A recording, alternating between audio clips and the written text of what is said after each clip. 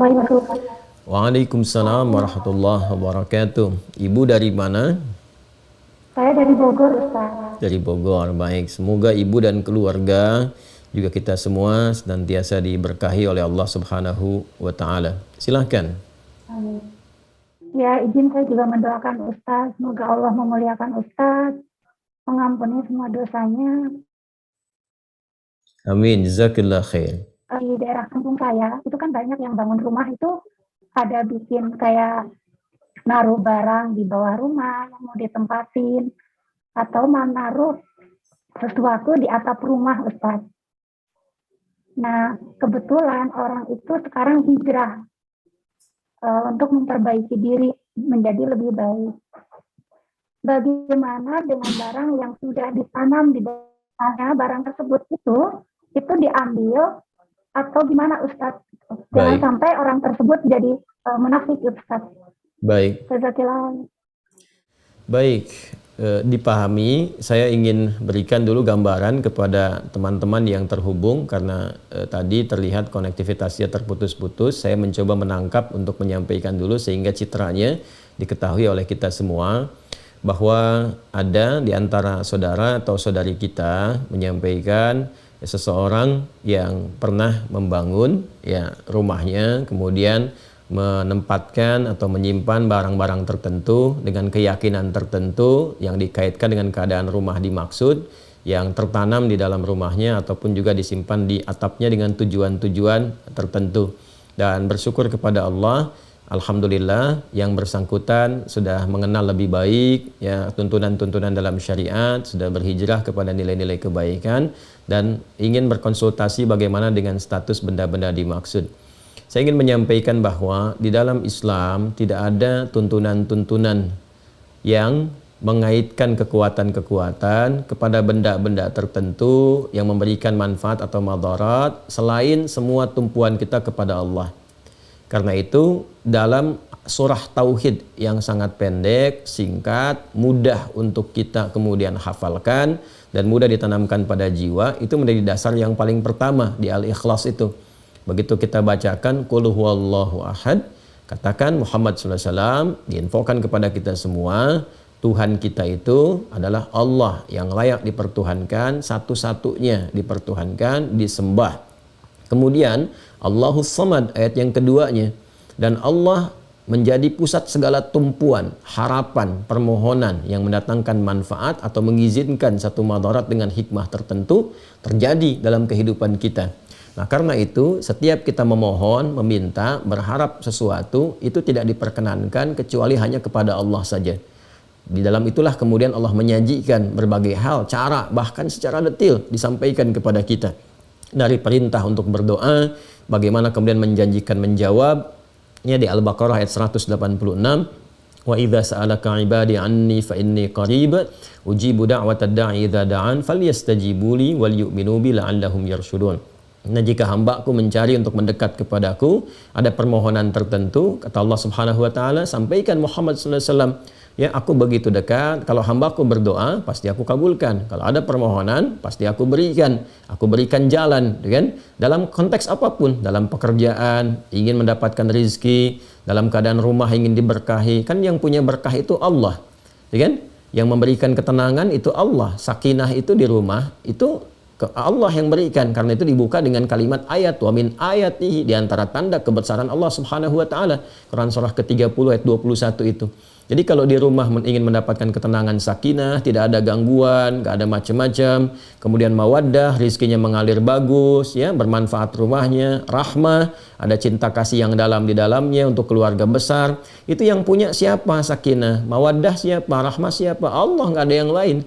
Jadi kalau kita mau minta, mintanya ke Allah, dan jangan sampai meminta kepada Allah ya dengan cara-cara yang Allah tidak sukai, ya, dengan cara-cara yang tidak Allah ridhai. Karena itulah Allah berikan cara kepada kita. Ada yang bisa memanggil langsung, Allah turunkan misalnya nama-nama terbaik dikenal dengan Al-Asmaul Husna, Quran surah 17 ayat 110. Qulid'ullaha awid'ur rahman ayyama tad'u falahul asma'ul husna. Silahkan minta. Ya, ada yang minta dalam sholat, minta biasa berdoa. Kemudian kalau kita minta pun dengan menggunakan wasilah misalnya, boleh. Itu ada di Quran surah ke-5, ya, Al-Maidah ayat 35. Ya ayyuhalladzina amanu taqullaha wabtaghu ilaihil wasilah. Hei orang-orang beriman, tingkatkan takwamu kepada Allah dan cari wasilah. Silahkan untuk mendekat kepada Allah, untuk memohon dan untuk mengabulkan apa yang kamu harapkan selama bermaslahat dan baik. Apa di antara wasilah-wasilah dimaksud? Bisa dengan amal-amal kita, lewat sholat, lewat sholawat pada Nabi sallallahu alaihi wasallam, atau kita mengundang orang soleh misalnya untuk mendoakan, boleh.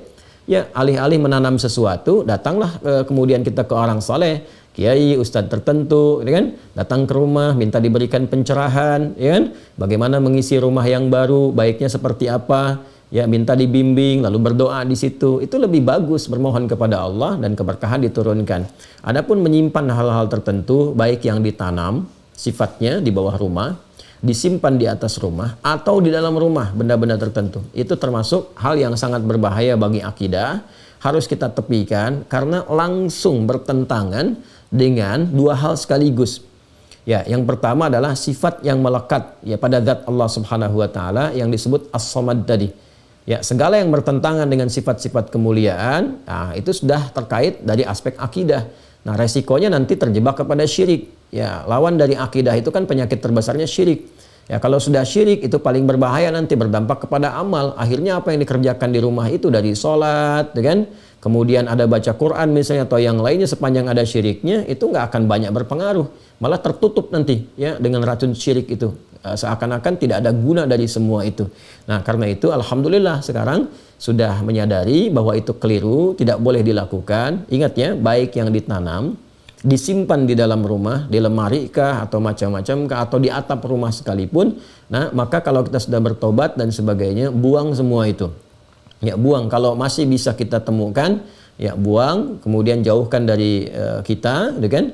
Kalau ada yang ditanam, kalau mampu kita dapatkan, ya kita ambil, kemudian buang, hancurkan dan sebagainya. Tapi kalaupun tidak memungkinkan, ya misalnya ditanam nih udah sama pondasi, kalau kita mau buka, gali lagi, bongkar lagi rumahnya, memberikan madarat yang lebih besar misalnya kepada aspek-aspek tertentu yang menyulitkan, maka tidak perlu dilakukan. Yang penting kita hilangkan keyakinannya. Sudah, hilangkan, jauhi, kemudian bertobat dari itu semua, tidak perlu diakses-akses ingat-ingat lagi, tepikan seluruhnya, kembalikan kepada Allah. Karena saat menyimpan-nyimpan seperti itu, jin nanti ikut ke situ. Jin, ya ada jin yang menyertai kehidupan kita di dalam rumah, namanya dasim. Dasim itu setan rumah. Ya, jin pengganggu dari kalangan setan, ya setannya dari kalangan jin, sebutannya dasim. Nanti ada 9 jenis ya. Kemarin kan saya baru sebutkan setan yang menggoda wudu walhan. Setan menggoda orang sholat, itu kan khinzib. Nanti ada setan yang memang mengganggu di sekitaran rumah. Dia bisa menciptakan konflik antara suami istri. Itu di surah kedua Al-Baqarah, di ayat yang ke-102. Bainal mar'i wa zauji, antara suami dan istrinya. Ya, diberikan sifat-sifat buruk, dorongan macam-macam, kadang-kadang dikaitkan ke pekerjaan dan sebagainya. Dia bisa menciptakan ketidaktentraman di dalam kondisi rumah. Seakan-akan nyaman, padahal itu ada satu bara dalam sekam. Kadang-kadang masuk dalam mimpi, ngasih mimpi buruk, atau memberikan was-was ketika masuk ruangan tertentu dan sebagainya. Ya, lalu setelah itu ya mudah, hadirkan sesajian, itu pekerjaan jin. Ya, sesajian di dalam rumah atau di luar rumah atau dengan melakukan tindakan tertentu, itu kemusyrikan yang parah nantinya. Karena itu cara untuk mengatasinya, kalau masih bisa diakses, buang sekalian. Ya, kalau tidak bisa diakses atau diakses menyulitkan sekali, sudah cukup hilangkan keyakinannya, bertobat kepada Allah, hilangkan keyakinannya, tingkatkan ibadah kepada Allah Subhanahu wa taala. Nanti dengan sendirinya jinnya akan meninggalkan. Di Quran surah Al-Jin sendiri, surah Al-Jin di ayat yang ke-6 itu jelas Allah sampaikan, wa annahu kana rijalun minal insi ya'udzuuna birijalin minal jinni fazaduhum rahaqa. Dan sungguh ada sementara manusia itu berkongsi dengan jin, minta perlindungan, ya, kemudian minta sesuatu yang diduga mendatangkan manfaat, padahal itu sangat merugikan, kata Allah Subhanahu wa taala. Dimerugikan dunianya, merugikan akhiratnya. Merugikan dunianya hanya memberikan beban nanti, diminta ini, itu dan seterusnya. Kalau tidak ya menghadirkan resiko-resiko. Ya, kemudian di akhiratnya pun ya terjebak dalam suasana syirik yang tidak memungkinkan mendapatkan manfaat dari semua amal yang pernah dikerjakan. Alhamdulillah saya ikut berbahagia. Semoga dilindungi oleh Allah Subhanahu wa taala, istiqamah. Nanti kalau itu sudah ditinggalkan, yang penting dari keyakinan kita, bertobat kepada Allah, sesali itu semua, tinggalkan itu, ganti dengan ibadah, nanti pengaruhnya akan hilang. Ya, walaupun di awal-awal itu akan terasa. Ya, ada gejolak-gejolak seperti menahan kita. Tapi kalau kita terus yakinkan, baca ayat-ayat perlindungan. Ya, ayat-ayat perlindungan itu pertama ada yang wujudnya surah Al-Fatihah. Ya, ini untuk melatih kemantapan jiwa dari gangguan-gangguan waswas jin dan semisalnya. Itu ada beberapa ayat-ayat. Satu, surah Al-Fatihah yang 7 ayat ya, dari Bismillahirrahmanirrahim sampai waladhdallin. Kemudian Al-Baqarah ayat 255. Ya, ayat Al-Baqarah ayat 255. Kita kenal dengan ayat kursi. Ya. Kemudian yang ketiga itu 3 muawwadzatain, muawwadzatus tsalas ya, ada 3 surah perlindungan. Al-Ikhlas, Al-Falaq, An-Nas. Al-Ikhlas, Al-Falaq, An-Nas. Ini yang paling pokok. Yang paling pokok itu ada 3 ya, Al-Fatihah, kemudian ayat kursi, Al-Ikhlas, Al-Falaq, An-Nas. Kadang-kadang ada yang menambahkan dengan 5 ayat pertama surah Al-Baqarah dari Alif Lam Mim sampai wa ulaika humul muflihun. Lalu ditambahkan dengan penutupnya Al-Baqarah, la yukallifullahu nafsan illa wus'aha. Itu bagus juga kalau dikomplitkan sampai 5 bagian ini. Jadi kalau mau diurutkan sesuai dengan urutan tertibnya, Al-Fatihah 7 ayat, 5 ayat pertama dari surah Al-Baqarah sampai wa ulaika humul muflihun. Kemudian ayat 255 ayat kursi. Kemudian selanjutnya yang keempat, akhir ayat Al-Baqarah ayat 286. Dan yang kelima bagian terakhir, 3 surah terakhir dalam Al-Quran. Al-Ikhlas, Al-Falaq, An-Nas. Nah, kalau kita konsisten melatih dengan itu, baca, jadikan zikir kita. Kalau terjebak pada yang seperti tadi, pengaruh-pengaruh dan sebagainya, nah itu Allah akan mengangkat ya pengaruh-pengaruh jin tadi, pengaruh-pengaruh yang tidak baik, was-was, ketakutan, ada ini, itu diangkat oleh Allah, diganti dengan penanaman tauhid, kekuatan-kekuatan Rabbani namanya, kekuatan Rabbaniyah. Tanamkan pada jiwa kita, sehingga yang tadi itu hilang. Nah, mengangkat sesuatu dari dalam diri kita dan mengganti dengan baiknya, itu yang disebut ruqyah namanya. Karena itu 5 bagian tadi disebut dengan ayat-ayat ruqyah atau surah-surah ruqyah. Itu bisa dengan meruqyah diri sendiri, pribadi kita. Dia membiasakan. Jadi mengeluarkan sifat-sifat jelek yang ada dalam diri kita, entah pengaruh dari nafsu atau pengaruh dari was-was setan. Ya, itu dibiasakan juga oleh para ulama. Makanya setiap sholat kan ada surah-surah berzikir kan? Ya, 3 surah terakhir termasuk surah Al-Baqarah 255, ayat kursi itu kan kita pakai lewat zikir. Ya, Al-Fatihah kita pakai, kemudian 5 ayat juga di pembuka Al-Baqarah dan 1 ayat terakhir penutupnya kita pakai juga. Dan yang paling populer kan Al-Ikhlas, Al-Falaq, An-Nas. Ya, itu saya kira yang bisa dilakukan ya Bu. Kalau bisa diakses, ambil barangnya, buang, itu kan, hancurkan. Kalau nggak bisa sama sekali seperti ditanam, ya tidak harus melakukan tindakan yang beresiko lebih besar lagi, ya baik kepada finansialnya ataupun juga kesulitan untuk tinggal atau bahkan merombak, memberikan beban lebih. Cukup tinggalkan, sesali, gitu kan, dan jauhkan, lalu mulai meruqyah diri kita sehingga terbebas dari pengaruh-pengaruh benda yang dimaksudkan. Tapi kalau masih bisa diakses, misalnya ditanamnya di sampingnya, yang bisa digali dan sebagainya, buang, karena khawatir nanti ada perjanjian-perjanjian tertentu yang tidak diketahui mengikat pada barang itu, ya kan, yang bisa mempengaruhi kepada tubuh.